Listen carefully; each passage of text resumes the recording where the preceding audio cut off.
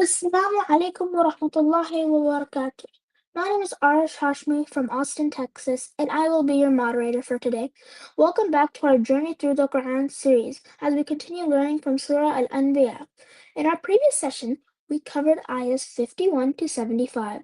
Today, we will dive into ayahs 76 to 88, continuing our journey and discovering new, powerful lessons from the lives of the prophets. Before we set off on today's quest, let me tell you about some super cool programs we offer, because the fun never stops at MCNA-YMj. We offer Prime Time for Kids. It is a free monthly program where we talk about fun and important topics like entrepreneurship, boredom, and time management. Sometimes we even have prime time for adults too. MCNA also offers youth courses during the spring and fall. Our last program was a journey around the globe, in which we explored different Muslim countries around the world. We offer YMJ Book Club in the spring and fall. If you love reading and you're 11 to 13 years old, this is the place for you. Please contact your local MCNA-YMJ chapter for more details. We have a children's magazine named Companion. It is a nationwide magazine for kids, written by kids. If you love writing, drawing, or sharing ideas, no need to look further. We eagerly look for and accept new contributions from our amazing young artists and authors. Email us at mcna@icnat.org or contact your local MCNA-YMJ chapter to know our next theme and send your work to companion@icna.org for a chance to be featured in our next issue. We want to hear from you guys. Have feedback or ideas? Email us at mcna@icna.org or contact your local MCNA-YMJ chapter. MCNA-YMJ has many local chapters across the United States. For more information, visit our website and click the chapter locator at www.mcnaymj.org. Stay connected and subscribe to our MCNA-YMJ YouTube channel to watch past programs and never miss a new upload. Here you can see QR codes on the screen. Please scan them to follow us on Facebook and Instagram for updates on future events. Are you able to scan?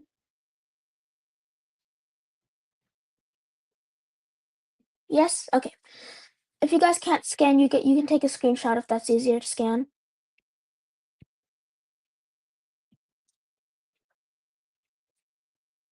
I hope you all got it. Let's start today's program with tilawah of the Quran. أعوذ بالله من الشيطان الرجيم. بسم الله الرحمن الرحيم. ألم نشرح لك صدرك ووضعنا عنك وزرك الذي أنقض ظهرك ورفعنا لك ذكرك فإن مع العسر يسرا إن مع العسر يسرا فإذا فرغت فانصب وإلى ربك فارغب. صدق الله العظيم.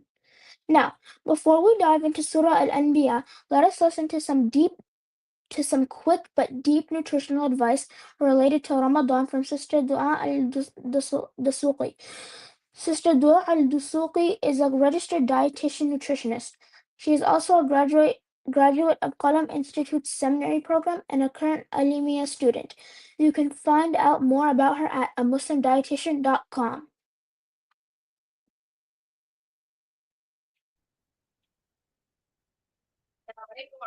Barakatuh. I am super excited to be with y'all for another week.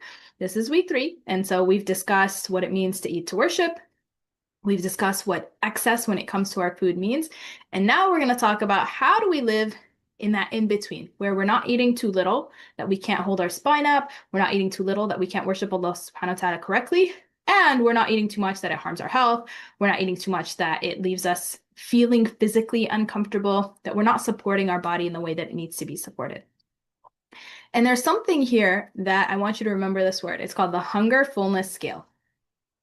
And so this is a scale that makes it really easy for us to check in with our bodies to see where we are in terms of this hunger.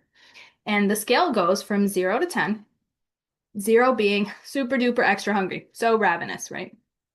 You feel like you could eat anything and everything that's thrown in your way.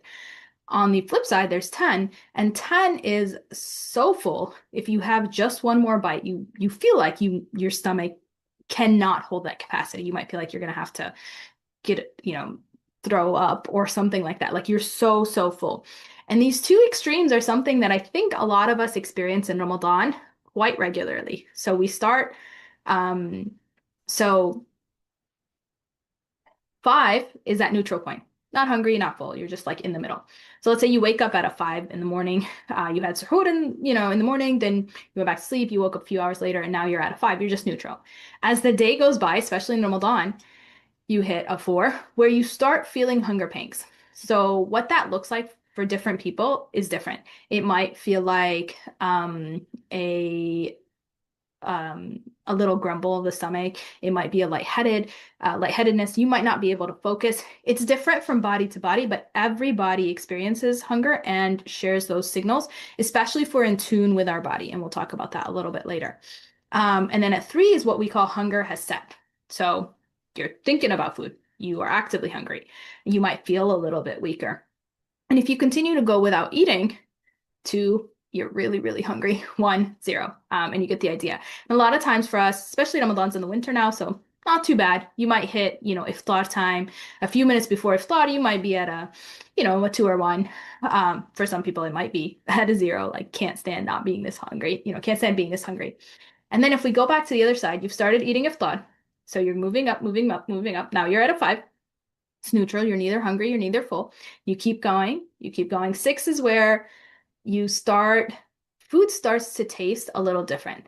And this is something I want you to pay attention to in this upcoming week if you can. When you are hungry, food tastes very different than when you are full. And that is how the body works. Your taste receptors are more alight, your brain is more alight when you are hungry. And there is a point in your meal where the food actually does start to taste a little less. It's not that it necessarily will start tasting bad, but it will start to taste a little less. And if you're really in tune with your body, you can catch that point. And so 7 is what we call satisfied. Now, what satisfied looks like is that you don't feel hungry anymore. You feel like you've had enough, but you don't feel uncomfortable. So let's say you're eating, imagine outside of Ramadan. It's a little hard to do this in Ramadan, but imagine outside of Ramadan, you're sitting with your friends, you're eating, you guys went out, you're eating, you felt full, you stopped eating. But then your friends are still going. And so you take a few more bites, and then you take a few more bites, and then after that last bite, you're like, oh, I should have stopped before. That's when you jump from a 7 to an 8, where you had, maybe you had 2, 3 extra bites, and you're like, oh, I feel uncomfortable. And you can feel like fullness is a physical feeling that you can feel in your stomach. And so as you're eating, now, if you start more hungry, you tend to end up more full. And so in Ramadan, one of the things that works against us from a physiological perspective is that we start more hungry because we are fasting. So we end up more full. And so we pass 7, we pass 8, we pass 9. Sometimes we're at 10 and we're like, oh, I can't do anything else, right?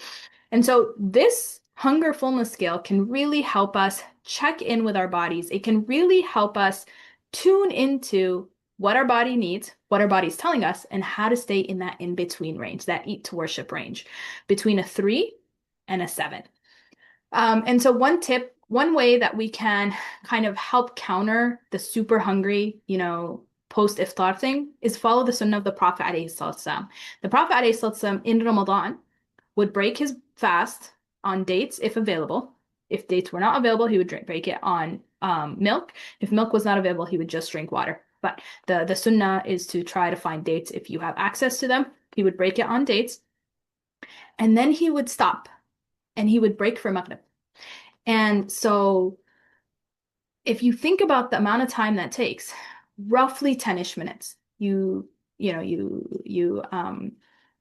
break your fast, drink some water, go pray Maghrib, and then you come back to eat, and the body has a chance to realize, oh, we're not in a state of starvation. There is food available to us. I don't need to be this like ravenous thing. And you end up bringing, even though you've only eaten a very tiny amount, you end up bringing that hunger fullness scale a little bit away from the 0 side and more towards that 3 side. And so in this upcoming week, that's what I want you to kind of think about as you're breaking your fast. check in with your body if you can, and it's okay if you can't. This is a skill that takes a little bit of experience, but I want you to start thinking about it, you know. Um, Check in before you start eating, before you eat that date. Be like, how hungry am I? Eat your date or your milk or your water. Break for about 10-ish minutes if you can. Pray Maghrib, come back to the table and check back in with yourself. And text a friend or someone else that's taking this class and ask them, do you notice that difference? And next week, inshallah ta'ala, we'll talk about a few more tips when it comes to being mindful while we're eating so that we can make sure we're staying in that 3 to 7 range of the eat to worship range. All right, inshallah ta'ala, I will see y'all next week. And if you're following this and you are, I know some of you are older, some of you are younger, but if you are on social media, you can follow me on Instagram. I'm a Muslim dietitian and I would love to get your feedback on this experience. All right, I will see you next week. Assalamu alaikum wa rahmatullahi wa barakatuh. Great what great insightful advice. Jazakallahu khairan. Now let me introduce you to today's guest speaker, Sister Aisha Qayyum. Sister Aisha Qayyum is a mother to her two precious daughters, holds a BA in Tafsir from IIUI Islamabad. She has been a teacher for 13 years, including at the Islamic School of Irving. She also volunteers to lead book discussions for MCNA-YMj Book Club. Currently, she works in IT.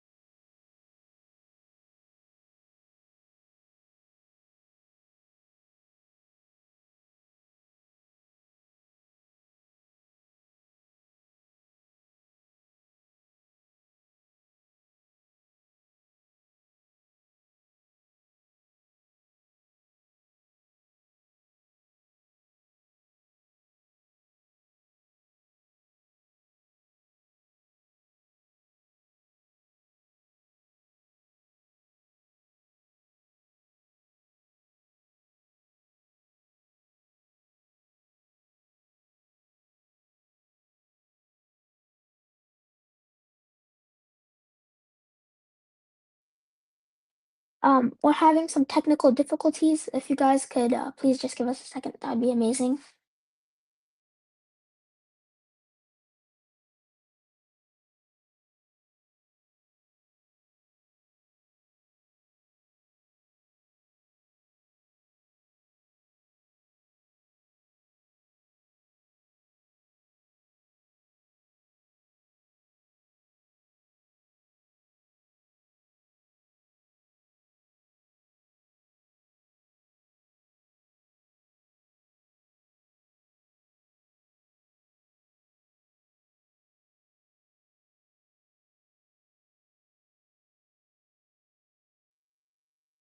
So while we're waiting, I just wanted to ask you guys, how's your Ramadan going?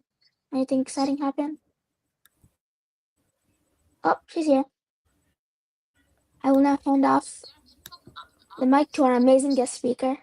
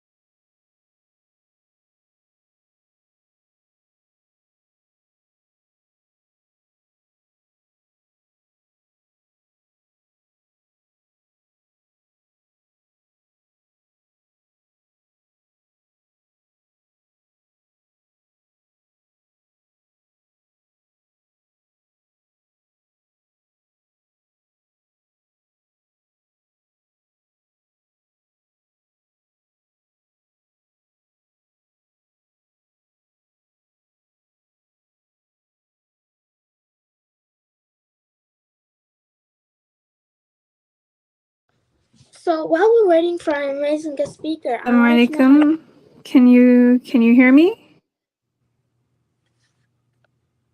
oh, let's give the mic off to our amazing guest speaker once again. Assalamualaikum. Can you guys hear me?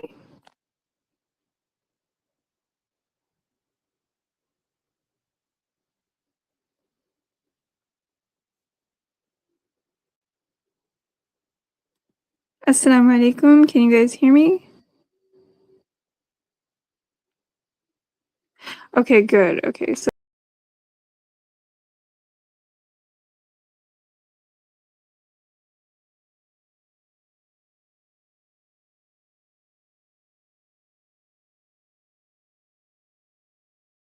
Yes, we can hear you.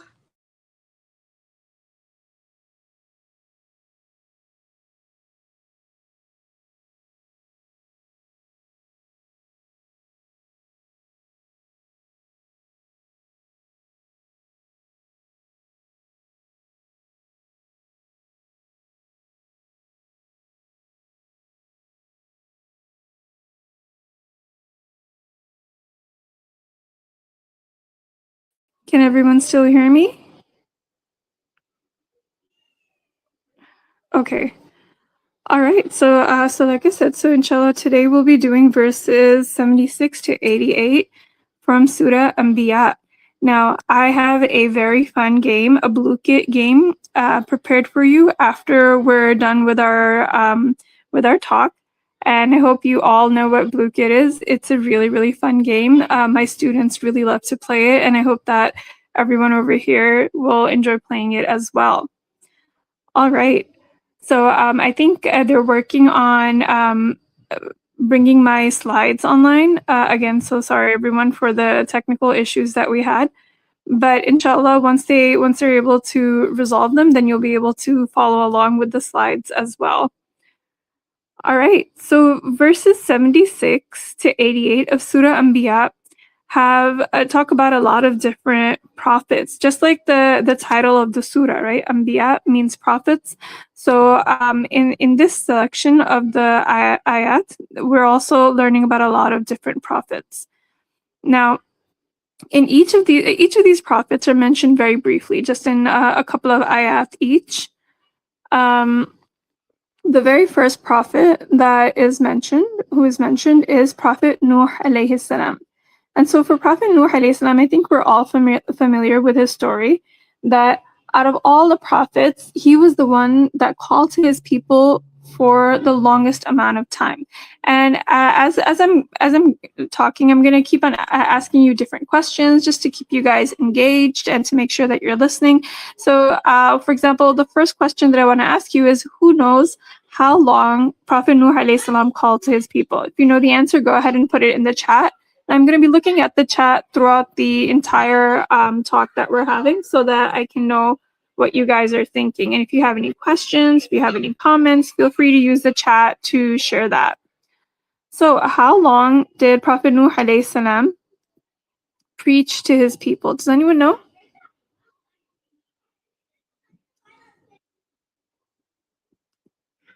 All right, it was for 950 years.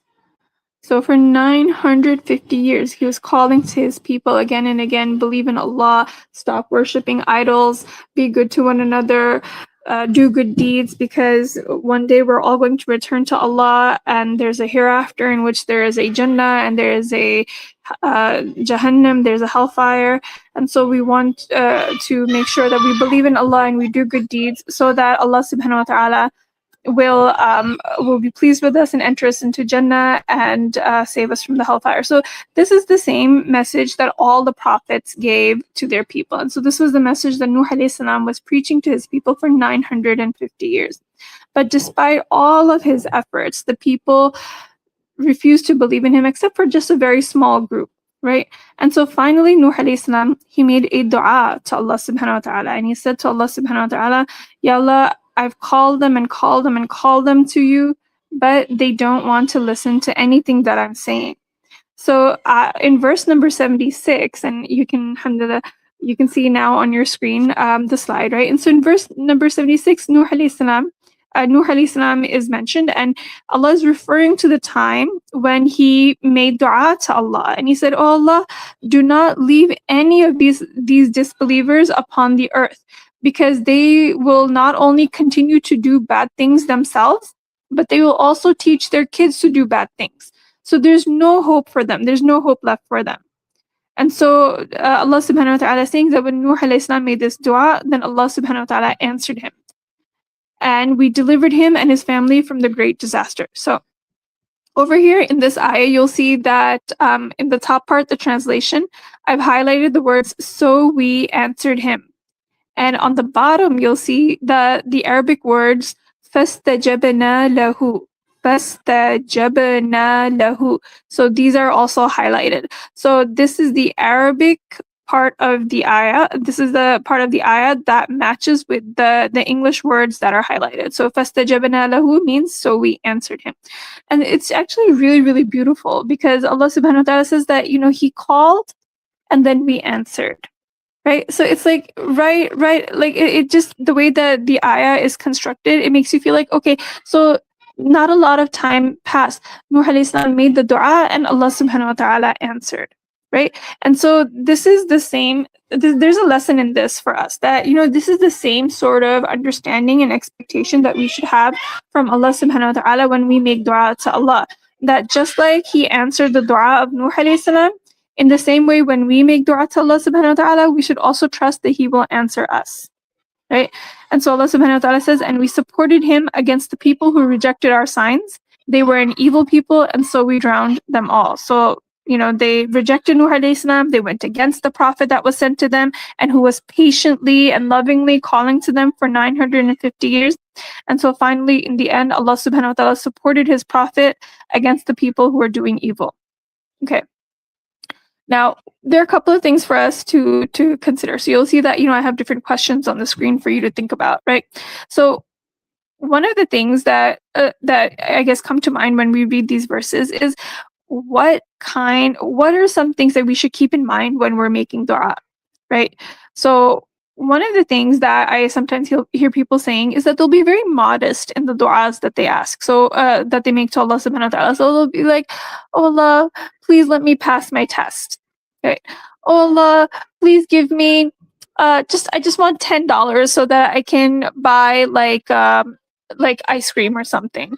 "Oh Allah, I just really hope that I can get like a little bit of free time to have some fun." Or something.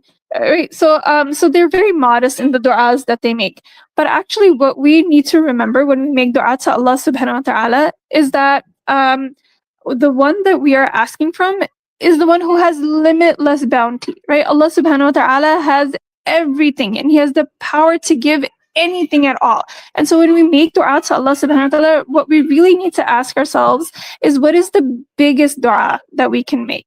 Right? So instead of saying, "Oh Allah, please give me $10, you should say, "Ya Allah, bless me with abundant wealth and give me the wisdom to spend it in a way that is pleasing to you." Right? Instead of just saying, "Oh Allah, let me pass my test," you should say, "Ya Allah, let me excel in my test."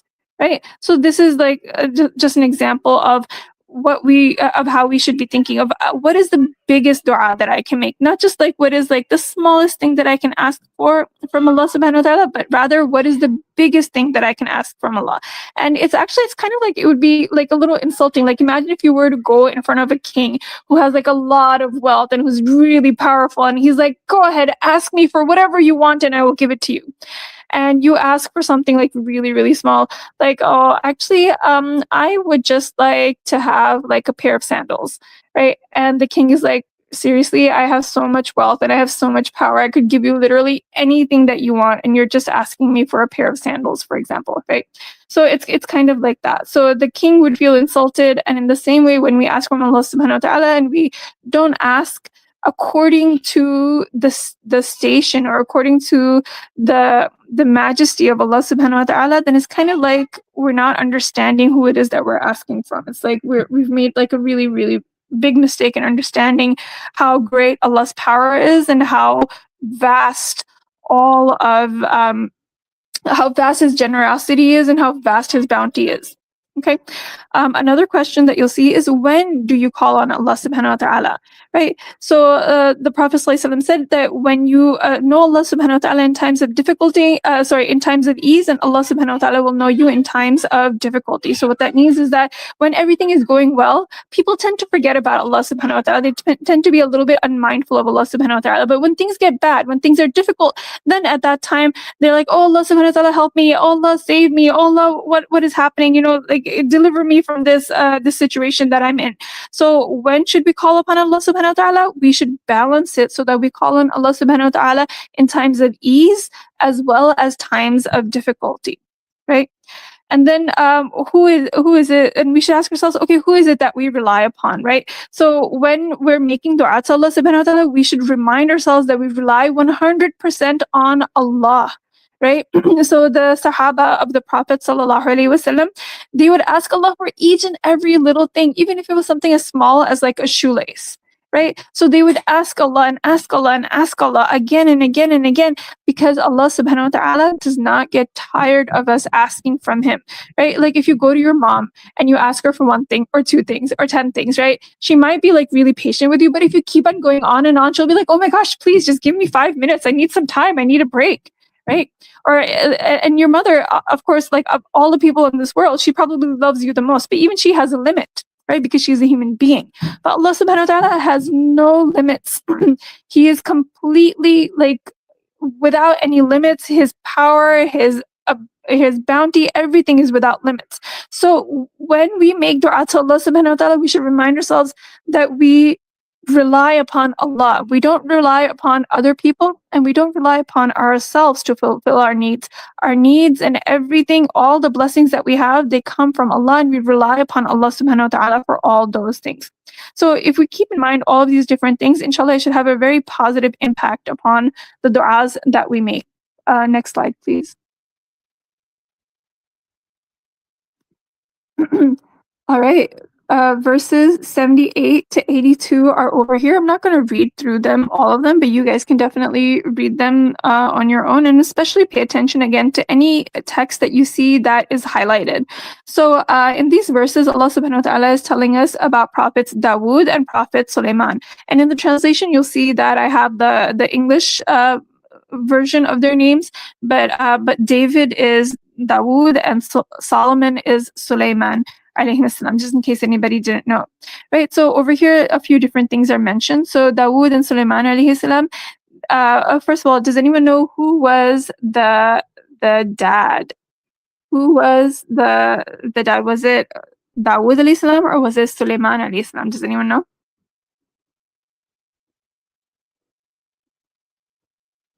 So the dad over here was Dawood alayhi salam, and the son was Sulaiman alayhi salam. I feel like sometimes it gets a little bit tricky remembering which one is which.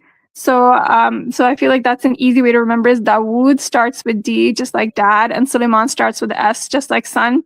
Right? So Dawood alayhi salam was the father, and Sulaiman alayhi salam was the son. And so what happened over here is that a person came to them and said, I have sheep. I have this one sheep, and this other, my neighbor is telling me, and my neighbor has a lot of sheep, right? And he's very wealthy, and he's telling me, give me your sheep, and he wants to take it even though it's only the one sheep that I have, right? And so so Sulaiman alayhi salam, so Dawood alayhi salam said, okay, he did an injustice to you and he shouldn't have said that. And then Sulaiman alayhi salam, actually Allah subhanahu wa ta'ala gave him the ability to understand that Dawood alayhi salam did not ask for any context. He didn't ask for anything. He just gave the judgment without asking for context. And so Sulaiman alayhi salam was given a little more insight into the matter. Right, and so Sulaiman alayhi salam was able to deliver a better judgment. And so over here, what we learn is that there's actually there's no age, or rather, it doesn't matter how old a person is. If Allah subhanahu wa ta'ala wants to bless that person with wisdom, then that wisdom can be given even at a younger age. Now, one of the things that I wanted to point out though is that sometimes, especially nowadays with since you guys are at that age where you're able to understand some things a lot better than your parents or maybe your grandparents, right? Or maybe your aunts and uncles, right? Sometimes you might feel a little bit impatient, like, oh my gosh, why don't they understand? Or, oh my God, I know I understand this better than them and they just don't get, like, maybe they're not so good with technology, or maybe they don't understand the social trends that exist in your generation, right? And so, so you might feel like, like rolling your eyes maybe, or maybe feel like sighing a little bit, like, oh my gosh, why don't they get it? But one of the things that we need to remember is that whenever we are sharing something that we know with our elders, it has to be done from a place of respect, right?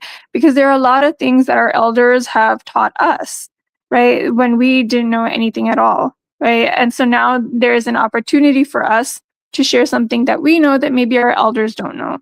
So that's something that we should always keep in mind. So Allah subhanahu wa ta'ala says, and so we gave Sulaiman the ability to understand it, and to each of them we gave wisdom and knowledge, right? So the dad has Dawud alayhi salam, he has wisdom and knowledge in his own right, and Sulaiman alayhi salam has wisdom and knowledge in his own right? But just because one knows something and the other knows something else doesn't mean that one is more wise and more knowledgeable than the other. And so this is a reminder to us that we can learn from each other and we can benefit from each other's knowledge and the wisdom that Allah subhanahu wa ta'ala has blessed us with.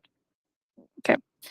And so the Prophet ﷺ also, he said that he is not from amongst us who does not have respect for our elders and love for our youngsters. Okay, so the responsibility of those who are young is to have respect for their elders, and the responsibility of the elders is that they should have love and kindness towards those who are younger. Okay, so for Dawood alayhi salam, Allah subhanahu wa ta'ala blessed him with a very, very beautiful voice.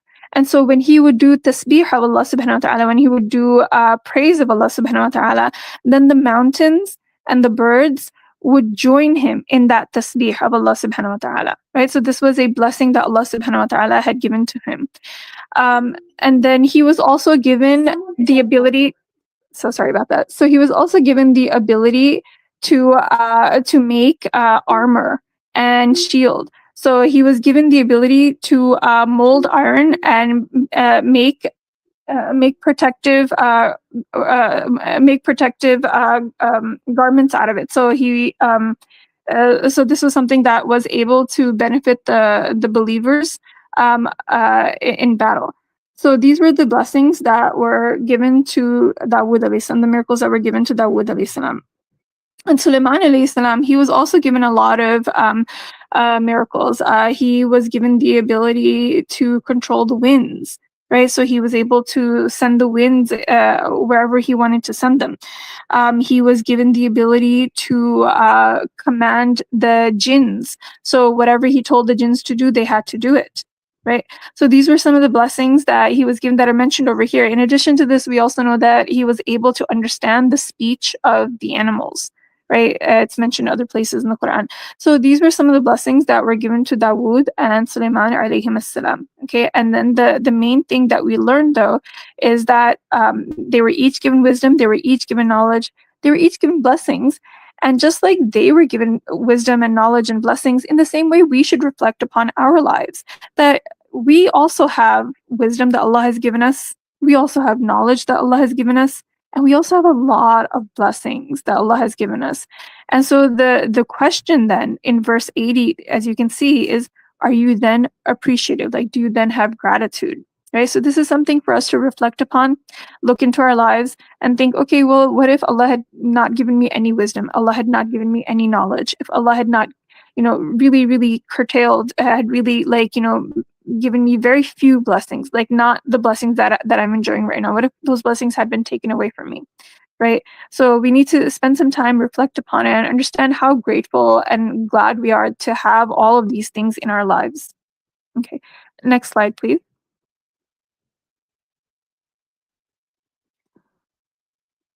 Oh, okay. So I kind of talked about this. Okay, so why is it important to focus and reflect on our blessings? Well, first of all, because it reminds us what the source of our blessings is. Like Allah subhanahu wa ta'ala is the source of our blessings. And so it makes us close to Allah subhanahu wa ta'ala. So if I'm constantly, when I'm looking at something beautiful and I say Alhamdulillah for the ability to see, right? If I'm listening to a beautiful recitation of the Quran or something else that's really, really beautiful, and I say Alhamdulillah for the ability to hear, right? So this makes me close to Allah subhanahu wa ta'ala because I know that the source of these blessings is Allah subhanahu wa ta'ala. Same way if I'm enjoying a very comfortable home or really, really fun, exciting vacation or something, right? And I say Alhamdulillah that, I have the ability to do this. It was given to me by Allah subhanahu wa ta'ala. So this makes my relationship with Allah subhanahu wa ta'ala stronger. Right. Another thing is that it gives you a positive outlook. Have you guys ever met somebody who is just always complaining, who's just always like, oh my gosh, this went wrong. Oh my gosh, that went wrong. I don't like this. I don't like that. Why did this happen? Why did that happen? Right. And that person just has a very pessimistic sort of outlook on life. This is not the way that a believer should be. A believer should constantly have an attitude of gratitude. Right. And that brings us to the third thing, that because we have an attitude of gratitude, our blessings get increased. And this is actually a promise that Allah subhanahu wa ta'ala made to us, that if we give thanks to Him, He will increase us in His blessings.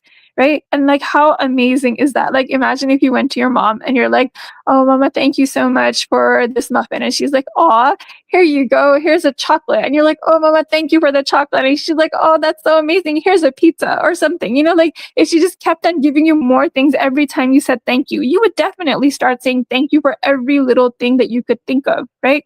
But Allah subhanahu wa ta'ala is actually like that. And because, again, your mom is a human being and she's limited in how much she can give you, even though she wants to give you everything, I'm sure. But Allah subhanahu wa ta'ala is unlimited in the amount of blessings that He can give to us. And so that's why we should do our very best to focus on and notice and really be mindful of all the different things that we can thank Allah subhanahu wa ta'ala for. It'll make us close to Allah, it'll make us more positive and happy, and it will also increase our blessings. It'll also improve our du'as, because when we're constantly noticing good things, then we will also be able to make du'a for better things, right? Like sometimes, have you ever been like, your mom says, you forgot to make du'a, sit down and make du'a. And then you're like, oh, I don't know what to ask for. And then you just keep asking for the same thing over and over again.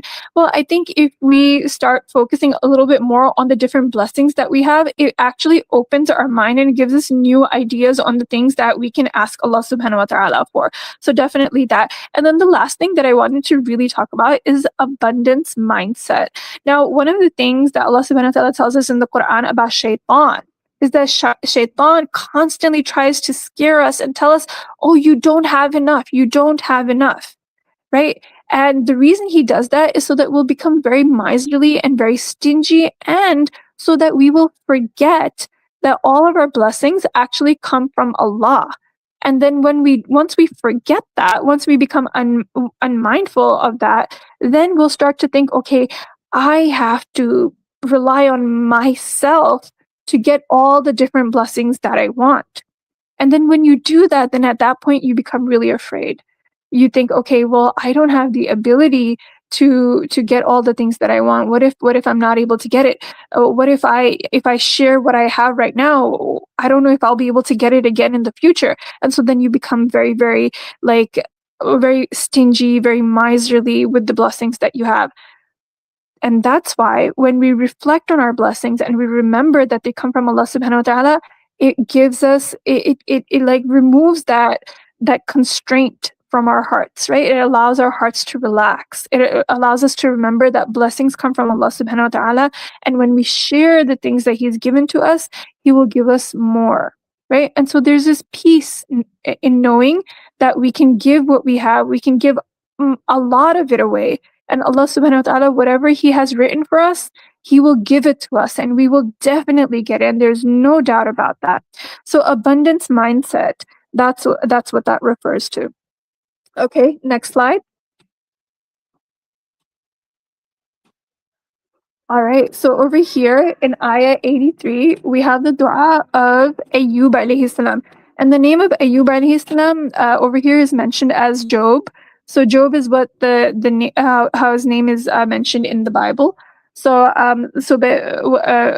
but I just want you to know that it's actually Ayyub alayhi salam that we're talking about. So in this ayah 83 and ayah 84, we're talking about a very, very beautiful dua that Ayyub alayhi salam made. So Ayyub alayhi salam was tested in many different ways, like really, really harsh tests, right? And so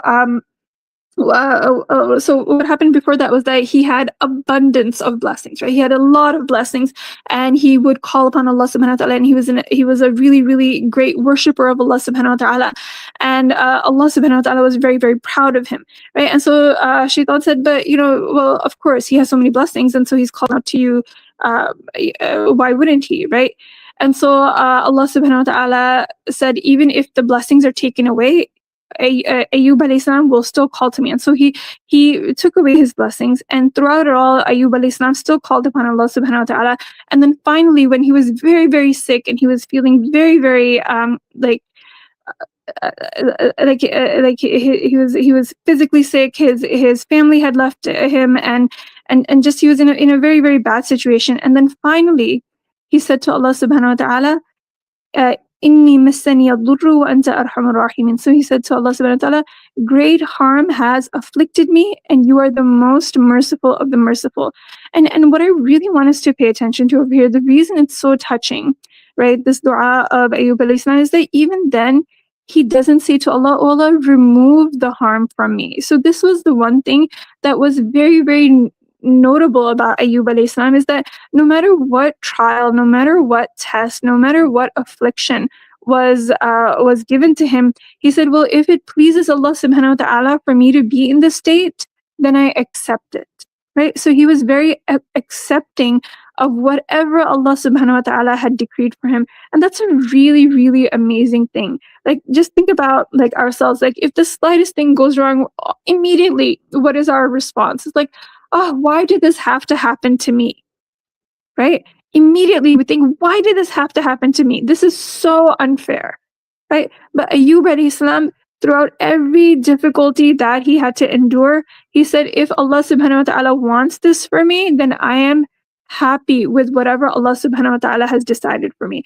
But then finally at the end, he said, great harm has touched me, massani. So massani means when something lightly touches you, right? And then he says, you are the most merciful of the merciful. So he doesn't actually say, Allah, remove the harm from me. He just kind of, mentions it. He just kind of points it out that, I am suffering and you are the one who is the most merciful. Right? And so Allah subhanahu wa ta'ala answered him, and he removed his suffering. He restored his family to him, and he gave him many other blessings, and as he says, a mercy from us and a reminder for the worshippers. Right? So this is something that is really, really beautiful. This is the love that Ayyub alayhi salam had for Allah subhanahu wa ta'ala, where he was willing to accept whatever it is that Allah subhanahu wa ta'ala had decreed for him. Next slide. All right, so in these ayat, Allah subhanahu wa ta'ala is mentioning 3 other prophets. So again, the biblical names are mentioned. So Ishmael is Ismail alayhi salam, Enoch and Ezekiel, this is Al-Yasa, and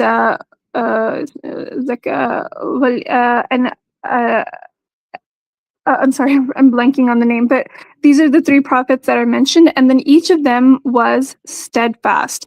So sabirin is the word in the ayah, and so Allah subhanahu wa ta'ala says that each of them are steadfast. And if you look at the top, you'll see in blue that there are 3 words that are synonyms of steadfast: patient, resolute, and committed. Right? So these are 3 different words that describe somebody who is steadfast or who is patient, right? And then Allah subhanahu wa ta'ala says in the next verse that they were amongst the righteous. And so in the bottom in green, you see 3 different synonyms for the word righteous. So it's somebody who's principled, somebody who's honorable. And then on the bottom, I put the word improvers.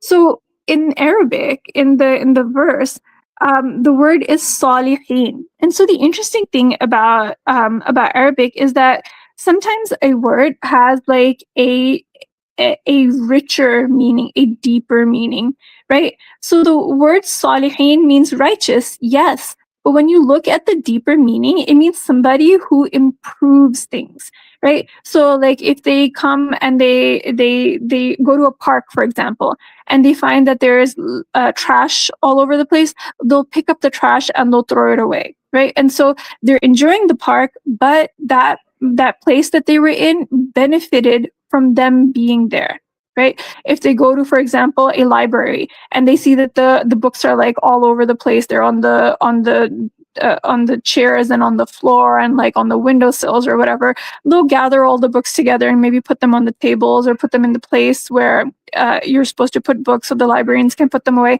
You know, like they'll make the place better just by being there, right? Or if they meet somebody who's sad, they'll sit down, they'll listen to that person, they'll give hope to that person, and so they'll make that person feel better. So salihin are the ones who improve things. They're the ones who make everything better, right? So these were the two characteristics that were given to them: steadfastness, sabirin, and salihin, the righteous. Okay, next slide. Okay, and then over here we have, again, so Prophet Jonas, Prophet Yunus alayhi salam. So over here we have the dua of Prophet Yunus alayhi salam. And so the interesting thing about Prophet Yunus alayhi salam is that he was sent to a town by the name of Nineveh.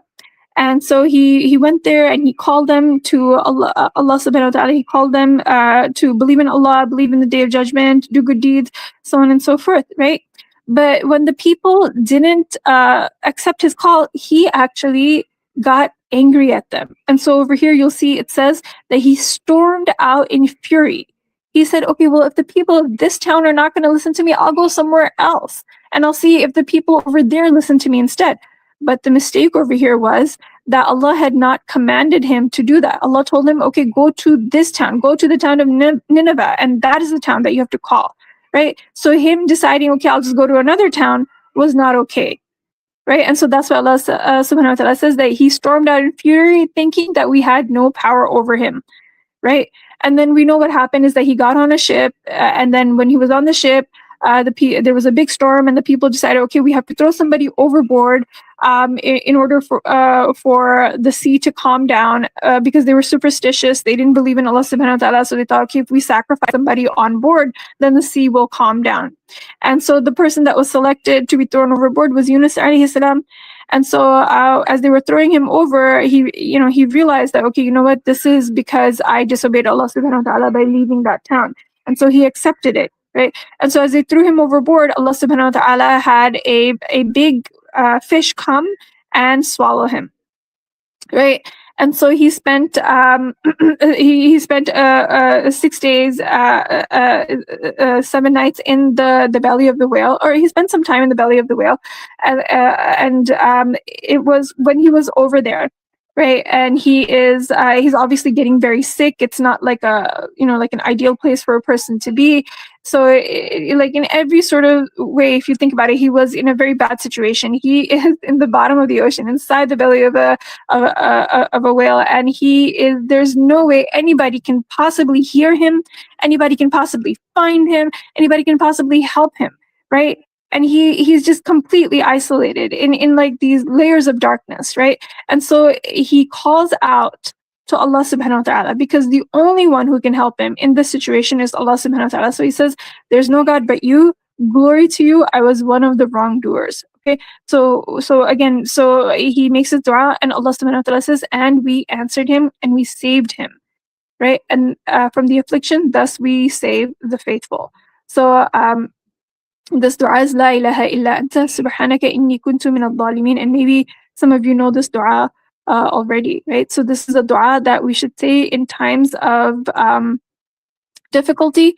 It's a good dua to say, because just as Allah subhanahu wa ta'ala saved Yunus alayhi salam, Allah subhanahu wa ta'ala can save us from any difficulty, any difficult situation that we are in. So Yunus alayhi salam made this dua, and Allah subhanahu wa ta'ala mentions in other places in the Quran that if he was not amongst those who called out to Allah, who remembered Allah, right, he would have stayed in the whale until the Day of Judgment, right? But because he made this dua to Allah subhanahu wa ta'ala, Allah subhanahu wa ta'ala saved him. So he had the whale or the big fish come and like spit him out on land. He was very, very weak. He was very, very sick, but he was able to eat and drink and regain his strength and go back to his people. And when he went back to his people, he had like this amazing surprise. They were the only people ever who repented before the punishment of Allah subhanahu wa ta'ala could be sent upon them. Right? So they were the only people. And so when he went back to them, he saw that they had already repented and they had already accepted his message. Because at the time that he got angry with them and he left, he said, Allah's punishment is going to come and destroy you because you don't listen to me. And then he left. Right? And so what happened was that while he was gone, they saw that, there was like these big storm clouds and coming, and they remembered what he had said. And so they thought, okay, you know what, we need to repent to Allah subhanahu wa ta'ala because what he was saying was the truth. And they repented and they accepted. And Allah subhanahu wa ta'ala mentions this in the Quran, that only this nation, out of all the nations, was the one that repented before the punishment of Allah subhanahu wa ta'ala came. And so they were saved. Okay, so the dua is La ilaha illa anta subhanaka inni kuntu min al-zalimin. All right, and now our last slide. Okay, so over here, what are the lessons that we learned from Prophet Yunus's dua? Well, or rather his whole story. So first of all, anger can be the root of many, many problems, right? Just look at all the things that went wrong because he was angry, right? And anger can lead to a bigger problem than the one that you're currently in, right? Like maybe you're frustrated because something isn't going your way. But if you don't react to it, if you don't respond to it with a cool head, you can actually end up making things so much worse for yourself, right? So anger can lead to a bigger problem than the one that you're currently in. Okay, now what was it that finally saved him? Reflection saves you, right? So if you reflect on what you're doing, that, oh, I have a part to play in my situation, or I'm facing this difficulty because of the choices that I made, right? Then you can actually be saved, right? So reflection saves you. If you can go back to the last slide just a little bit, I'm almost done. Right? And then, but if you say, oh, this is not my fault, I wasn't the one that did this, right? If you're deflecting, if you're trying to push the blame onto anyone or anything else instead of taking responsibility, if you're deflecting, then that will actually keep you trapped. Now imagine if Yunus alayhi salam had said, oh, I'm stuck in this whale. This wasn't my fault. What was I supposed to do? I called those people like Allah told me. They didn't listen to me. What other choice did I have? I had to leave. And I can't believe those people had to choose me. Out of all the people on the boat, why did they have to choose me? Why me? Why did I have to be the one that got thrown overboard? And of course, I would be swallowed by this fish and then brought to the bottom of the ocean where nobody can find me. Only I would get stuck in such a horrible sort of situation, right? Imagine if that what had been his line of thought, right? Like imagine if that had been his mindset. If he spiraled downwards into that dark hole spiritually instead of just physically, right? Then imagine what would have happened, right? Allah subhanahu wa ta'ala tells us, then in that case, he would have stayed there until the day of judgment, right? But alhamdulillah, right? He reflected. He didn't deflect. He reflected. He said, okay, I made some choices that were not correct. I didn't obey Allah subhanahu wa ta'ala in the way that I should have. And because of that, I'm in the place that I am in. And the only one who can save me is Allah subhanahu wa ta'ala. Because as you can see, the last point on this page, no matter how big the problem, Allah subhanahu wa ta'ala's power and mercy are greater. Right? And so because he was able to realize that, Allah subhanahu wa ta'ala saved him. And in the same way, no matter what situation we're in, if we keep these things in mind, then Allah subhanahu wa ta'ala can help us out of that as well. Okay, and so this is the gist of what we learned in these ayat. Make dua to Allah subhanahu wa ta'ala, trust in Allah subhanahu wa ta'ala, and reap the benefits of having a positive mindset and of having a close connection to Allah subhanahu wa ta'ala. All right, I would say, are there any questions? But I think maybe you guys are not able to make. Oh, I see. Okay. All right. So if you guys have any questions, you can go ahead and put them. I see the comments.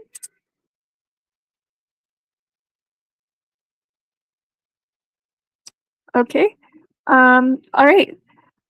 Well, okay, so stay tuned. We are going to play the Blue Kit game really soon. I'm going to share the code with you in just a minute.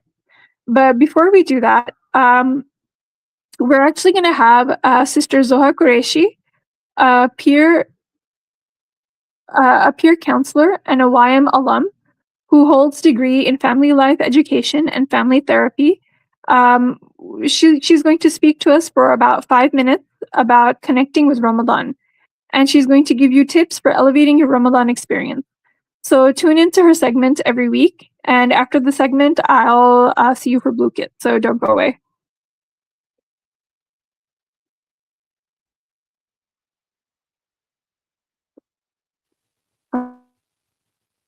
Assalamu alaikum, everybody. Here's to another Ramadan Mind Connection. Inshallah, before we start talking about sabr, رب اشرح لي صدري ويسر لي أمري واحلل عقدة من لساني يفقهوا قولي بسم الله الرحمن الرحيم. Okay, we're gonna talk about sabr, and I know, you're thinking we talk about sabr all the time. We go to Sunday school and we talk about sabr. We go to halaqah and we talk about sabr. But I want to talk about sabr from a mental health perspective. So when we talk about sabr specifically, everybody always says, okay, be patient, do things patiently. Allah loves the patience, especially the beautiful patience. But what does sabr actually mean in our daily lives, right? It doesn't just, and there's two little aspects to it. A lot of people think that having sabr means just doing something quietly without complaining, even if it's hard for you, and just being quiet about the struggle, right? And other people think that sabr means you just have to get the thing done, right? And you can complain about it and you can whine about it, and that's totally fine as long as the thing that needs to be done is done. And neither of those is necessarily a good way to have patience. Now let's take fasting for an example because of Ramadan and because this is a Ramadan series, and talk about it in that way. Fasting is hard, okay? Not eating and not drinking, especially when you have to go to school and do homework and do all of these things, is a difficult thing. Now, if you're fasting with sabr, it means that even though you struggle through it, you don't complain to other people, but you can talk to Allah subhanahu wa ta'ala about it. And that might look like saying, Ya Rabbil Alameen, I'm really struggling in this moment, but I'm doing it for you, right? You are allowed, when you have sabr, to acknowledge the difficulty you're going through, whatever that difficulty might be. Maybe it's like a really big difficulty. Even if it's a small difficulty, like, Ya Rabbil Alameen, my sister is irritating me so much, but I am not going to do anything back to her just for you, Ya Rabbil Alameen. Or things that are much, much bigger. We talk to Allah subhanahu wa ta'ala about it. You acknowledge that this thing is happening a difficulty is happening to you, and then you tell Allah subhanahu wa ta'ala that I'm going to try and get through this with you. And you can also say, Ya Rab, help me, because I don't know if I can get through this in a way that pleases you. And you make dua that, oh Allah, let me do this thing in a way that pleases you, because just silently pushing through can burn you out and make things worse. And then also, we don't complain to people or tell lots of people that, hey, we're struggling with this. Some of you might know people who maybe they have a difficulty in their life, and like they make that difficulty their like personality. Like every time they open their mouth, they're just talking about how hard this thing is and what a struggle it is. And I can't believe that I'm doing this, right? And that's not sabr either, right? And in fasting, it's like, okay, well, I have to fast. What do I do? What do I do? What do I do? And I'm going to just tell everybody it's so hard I can't wait until iftar. Or even when you're sitting there going, when's iftar? When's iftar? How much more time till iftar? How much more time till iftar, right? That's another version of not having sabr. You're, again, allowed to acknowledge that, okay, fasting is hard. Ya Rabbil Alameen, I'm doing it for you. Please help me with this. Please help me with this.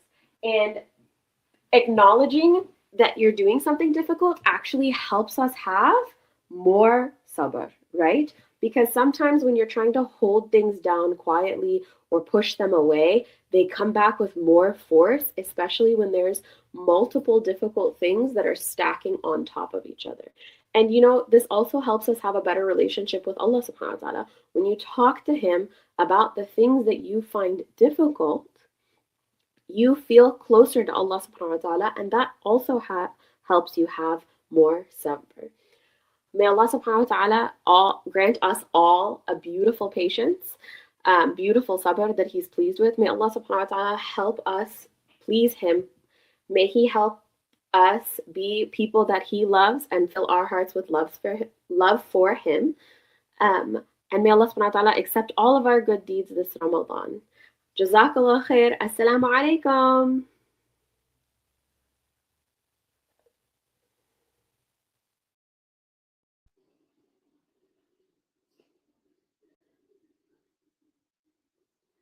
All right. Now who's ready for Blue Kit?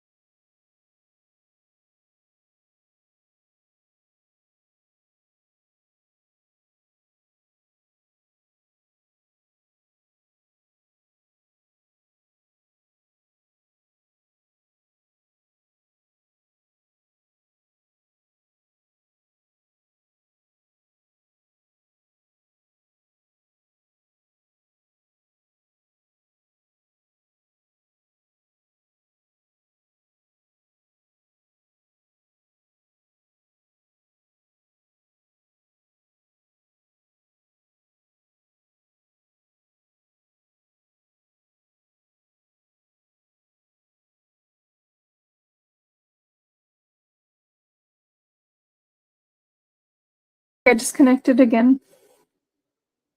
Assalamu alaikum, everyone. Sorry, I got disconnected again. Okay, so I just wanted to let the team know. I think what I'll do is I'll go ahead and I'll host the Blue Kit myself because I think it might be a little bit easier. The only thing is that because I'm having some technical difficulties, I won't be able to share my screen and show you the scores that you guys have. If you have a preference for which game mode you want to play, please go ahead and put that in the comments and I'll take a look over there. Let me just quickly get the game started in the meantime. So yeah, if there's a particular game mode that you like, go ahead and put it there and I'll see which one gets the most votes and that will be the one that we'll do.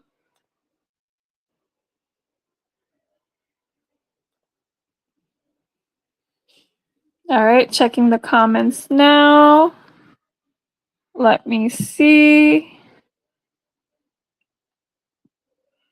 Okay, don't see any in the comments yet. Okay, I see Monster Brawl is usually not the one that kids pick. Any other? Gold Rush, Crypto Hack, either one. Cafe. All right, well, Crypto Hack has 2 votes now. So I think just in the interest of time, I'm going to go ahead and do Crypto Hack. Let's go. All right, and here's your code. Okay, I'm going to do 5 minutes instead of 7.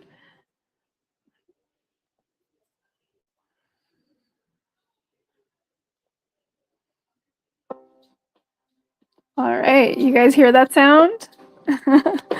I'm going to turn it off. Okay, this the number is 5080304. I'm going to put it, if somebody could put it on the screen. Let me see if I can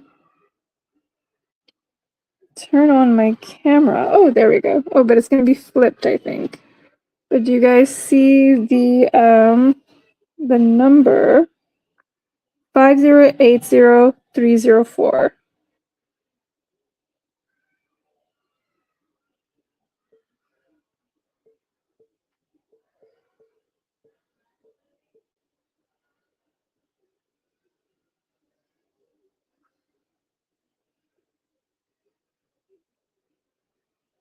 Okay.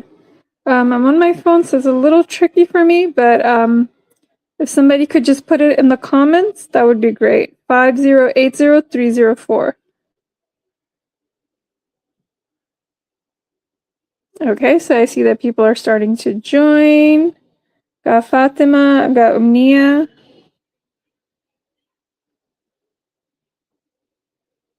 All right, Aisha and Sabo.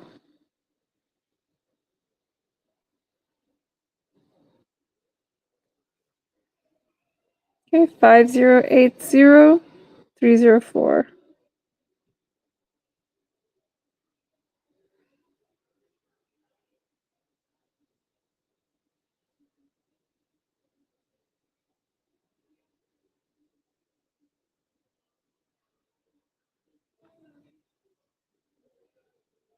Is there anyone who doesn't know how to get to Blue-Kit? Okay, if you don't know, in case you don't know how to get to Blue-Kit, you want to go to play.bluekit.com. All right, this is not working. I'm gonna turn off the camera.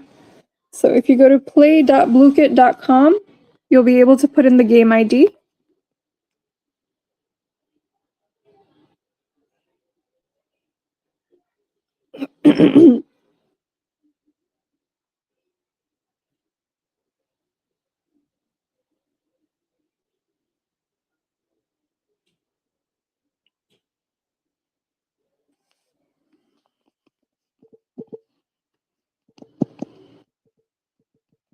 Okay, another 10 seconds.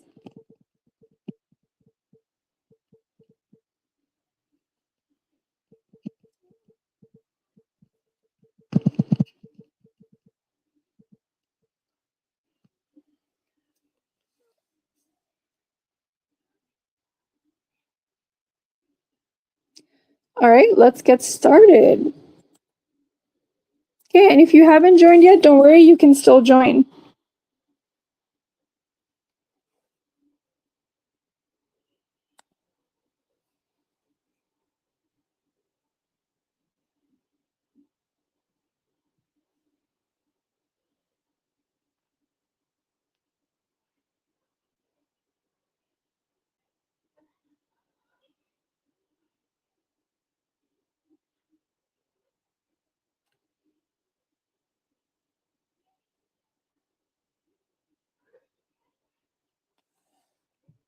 Okay, the code, in case anyone didn't get it, is 5080304. 5080304.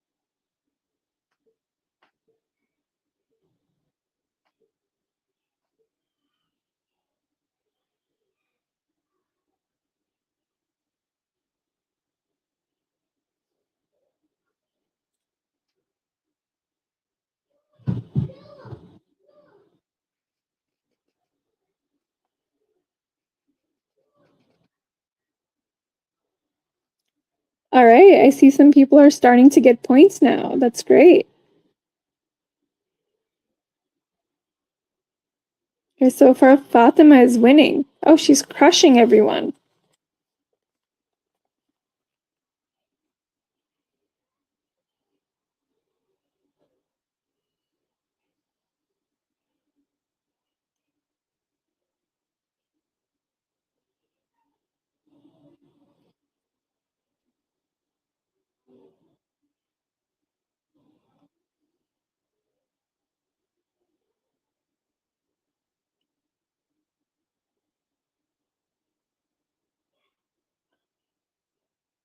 Oh, Umnia's in the lead now.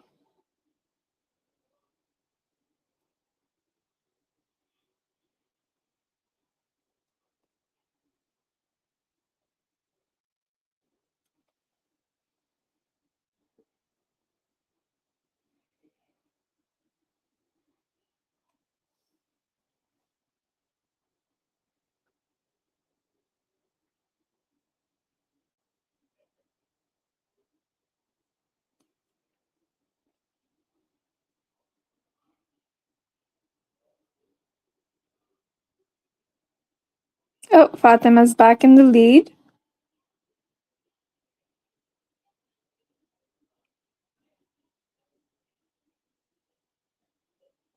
All right, Aisha's in the lead now.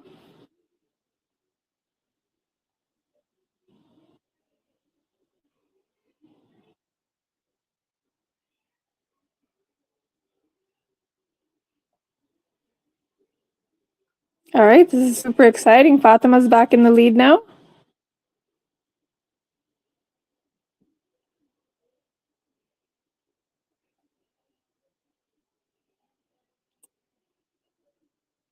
All right, now Umniya's in the lead.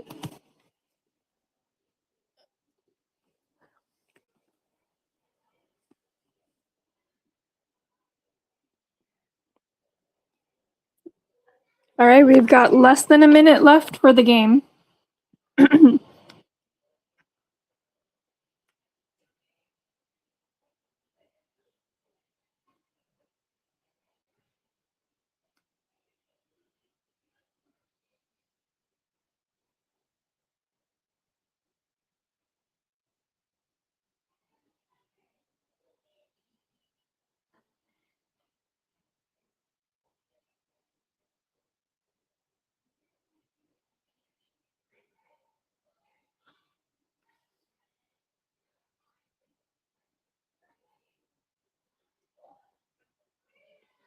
All right, we've got 15 seconds now. Okay, let's go get that crypto.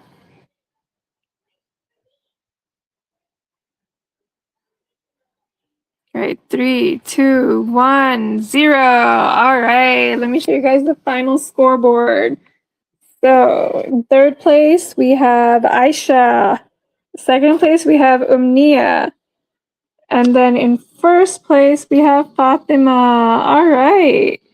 So we've got Aisha, Umniya, and Fatima. Congratulations, girls. Good job. And good job to all of you. MashaAllah, you guys did an amazing job.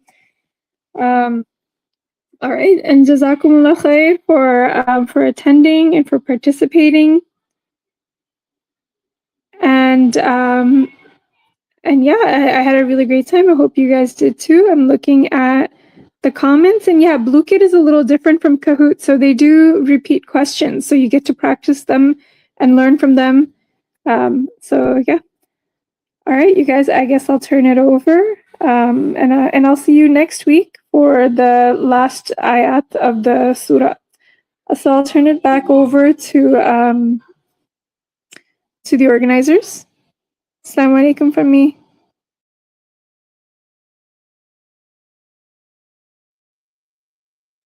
Jazakallah khairan, Sister Aisha.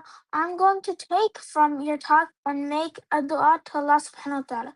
Ya Allah, please make our generation among the Salihin. Please make us of the people you love, and we make of this a situation, and make the situation of this ummah better. Ameen. I really liked how you explained how we need to deal with our elders, also how we should always be grateful to Allah and trust Him wholeheartedly. Just a couple of quick reminders. If you missed and would like to watch any of our previous sessions or series, you can find their recordings on MCNA's Facebook and YouTube channels. Jazakallahu khair, everyone, and see you all at our next session on Saturday, March 7th at 2 p.m. Central Standard Time, inshallah. Bismillah ar-Rahman ar-Rahim. Wal-'asr. إن الإنسان لفي خسر إلا الذين آمنوا وعملوا الصالحات وتواصوا بالحق وتواصوا بالصبر. سبحانك اللهم وبحمدك أشهد أن لا إله إلا أنت أستغفرك وأتوب إليك. السلام عليكم ورحمة الله وبركاته.